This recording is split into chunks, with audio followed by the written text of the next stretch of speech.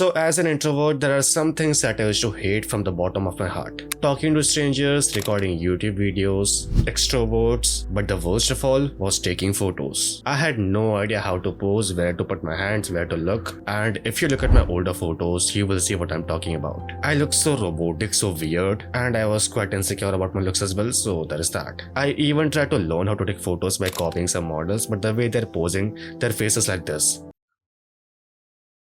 And that felt so unnatural to me that I cannot do that. If I'm posing like this, where the cameraman is watching me and hundreds of other people are watching me, I am going to die of embarrassment. And this is a problem a lot of people face. A few months ago, I'm taking photos with a group of my friends, but the problem is none of us know how to pose for photos. Even when taking photos, we are like, I don't know how to use camera, so if you look ugly, that is your fault.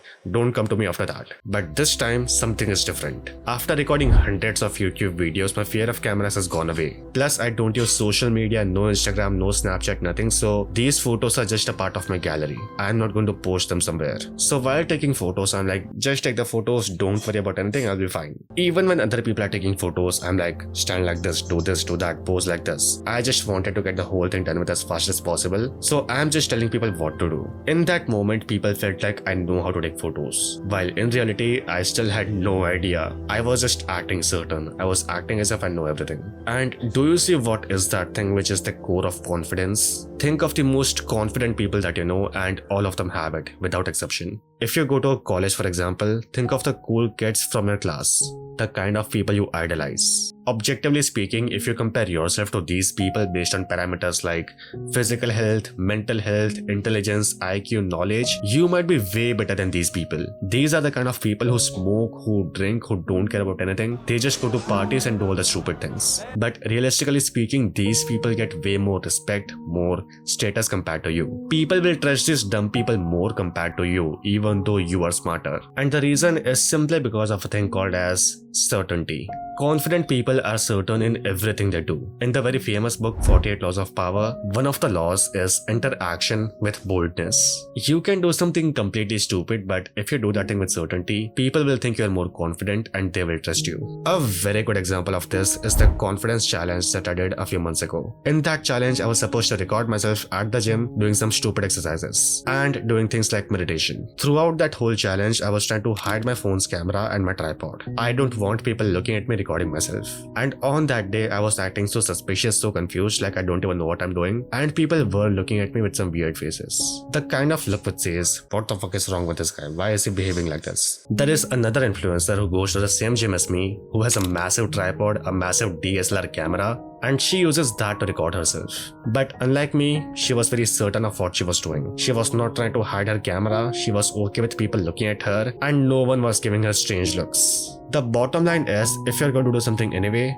do that thing with certainty. Do not be confused or insecure. I still remember in my final year college project, which is supposed to be a very big deal, you are supposed to publish your own research papers. I did not care about that. Even my teammates, my friends, they did not care about that. We were supposed to make some AI thingy, and ironically, we used ChatGPT to write the code. None of us had any idea how it works, but we were supposed to give a presentation on it. While giving the presentation, I say a lot of random things with a lot of confidence, a lot of certainty. I literally say so many random things like, we used the Pegasus model and the Unicorn model and this model, and the best results came from this model. I had no idea what the fuck is Pegasus model. I just made the whole thing up. I had heard the name somewhere, but that is all I knew. And the teachers just believe it. You can argue that it only works if the people around you are dumb or you are too smart. And that is true, but for most people watching this video, your intelligence is probably here, but your confidence is probably here. Having the talent, the competency, the intelligence, but having no confidence over yourself, your talent is basically useless. You need certainty in everything you do. Going a little too far, having this much intelligence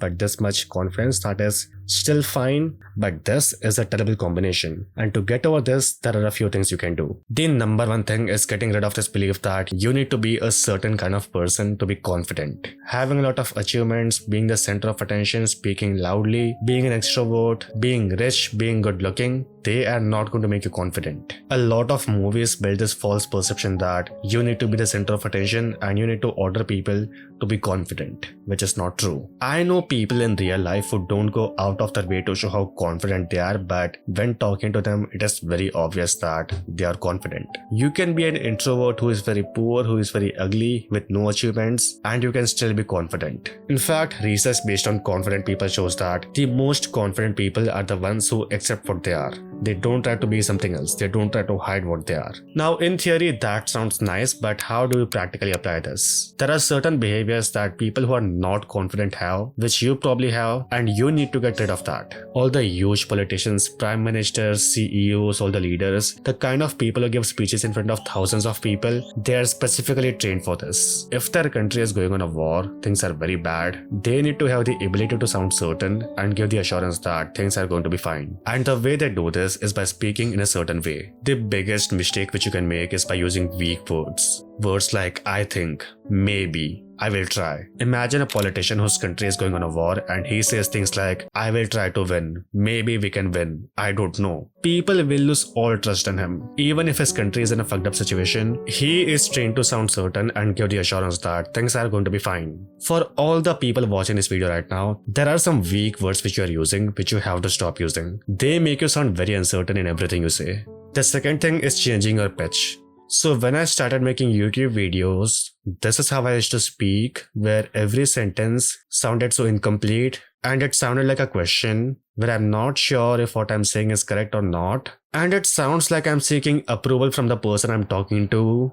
Do you see how fucking weird it sounds? It sounds so weak. A lot of you watching this video are speaking like this without even realizing it. In my older YouTube videos, this is how I was speaking. And I didn't even know that I'm speaking like this. Fixing this is very simple. Imagine every sentence you speak with a full stop. The sentence goes from we can go over there to we can go over there.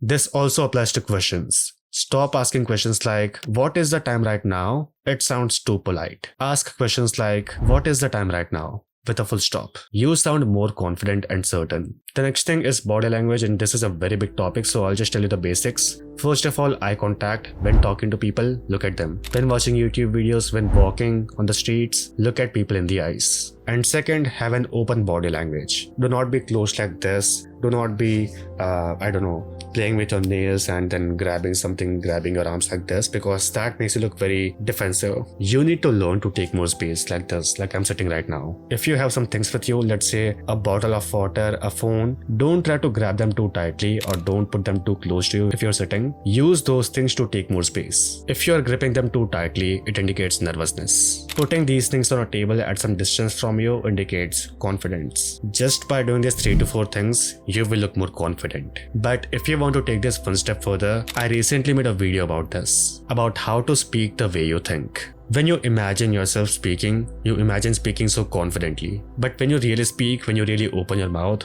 you speak very differently. This video completely solves that problem. I gave you all the tools that I used, all the exercises, all the applications, and it is by far the best video I have ever made. I will also link it in the end screen so you can check it out later. The next part is getting rid of the emotions which break your confidence. There are 5 emotions to be specific. Guilt, shame, and embarrassment are the first 3. And to get rid of them, there is a very simple technique, which is also quite difficult to do because it is so boring, which is meditation. The parts of the brain responsible for making you feel these negative emotions like embarrassment, anxiety, guilt, and shame, they get smaller and they get less active when you meditate. And based on my personal experience, this works. The problem is meditation is quite boring to do, and to solve that problem, I have a video. In this video, I talk about a different form of meditation, which is very easy to do and you still get almost all the benefits. You can also check it out later. It also helps you to improve the way you speak, so it is a win-win situation, and also improves your mental health. The next emotion is awkwardness. So let me tell you a story from a few years ago. In the start of my college, I am sitting in a car with a group of my friends. We are going somewhere. We are playing some nice music and all the people in the car are shouting the lyrics. They are enjoying the whole music. They are singing, they are recording this whole thing. They are having fun. But there is one person who is not doing any of that, which was me. I used to be quite robotic back then. I did not start my self-improvement journey, so I was quite different compared to what I am right now. And in that moment, I was feeling so awkward that I was not singing, but I was also not sitting quietly. I was moving my mouth as if I'm singing, and I was moving my hands as if I am dancing, but I was not doing any of that properly. The only way to not feel awkward in this situation was to either sing properly, have fun, or not sing at all, sit quietly, and still have some fun by listening to some music. Trying to do both of these things together but not doing any of them properly, it looks awkward to other people and it feels awkward to me. Whatever I choose to do, singing or not singing, I need to be certain in that. In day-to-day situations, you probably face this a lot. Let's say you are in an elevator with a person you know but not really close with. You know that person's name and face but you don't talk that much. You are going to feel awkward. You are going to think, should I say hi, should I say good morning or something? And you kind of want to say it but you don't end up saying it. You are like very confused, you are very awkward. The correct thing to do is to pick one thing within a few seconds. Either you choose to speak and say that thing, or you choose to be quiet, not say that thing, and avoid the awkwardness. If you are like, never mind, good morning. Never mind, I will not say it. If you act like this, not like literally, but in your own head, if you act like this, you will feel awkward and you might look awkward. The last emotion is the worst one, which is not exactly an emotion, but it is insecurities. Being insecure is okay because if you look at the most successful people with a lot of achievements, what drives them is insecurity. But showing insecurity is not very confident. Vulnerability is one thing, but that is like a different topic. I plan to make a video on that as well. But being insecure and showing that insecurity is a different thing. There are typically 4 ways people show their insecurities. First is the obvious one, which is self-deprecation. I know people who directly say things like, I look ugly, I'm just fat, so no one is going to ever date me, I'm just never going to get married, I am the way I am. Saying bad things about yourself is never a good thing. Do not do that. Constructive criticism is one thing, being aware of your own weakness is one thing, but roasting yourself even as a joke is a very bad thing. Not only you feel uncomfortable, the people around you don't know how to react, they don't know what to do with this, so they feel uncomfortable. The next thing is overreaction, and the temperature of this room is 60 degrees Celsius. What the fuck?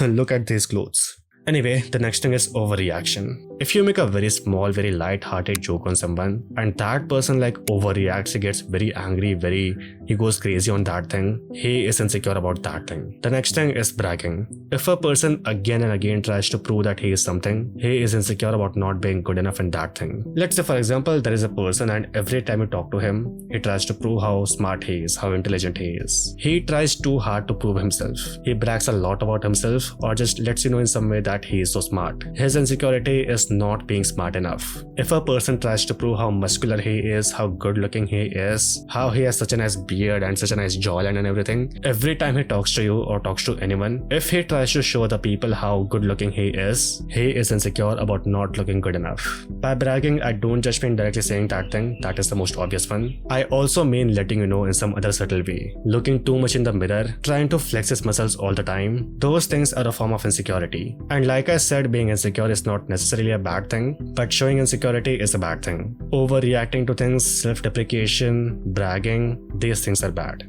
Now going back to communication, if you want to know how to speak the way you think, check out this video. And if you want to go even deeper, go to my Patreon. I have a completely free course over there which is very long and I go in much more depth over there. The link is in the description.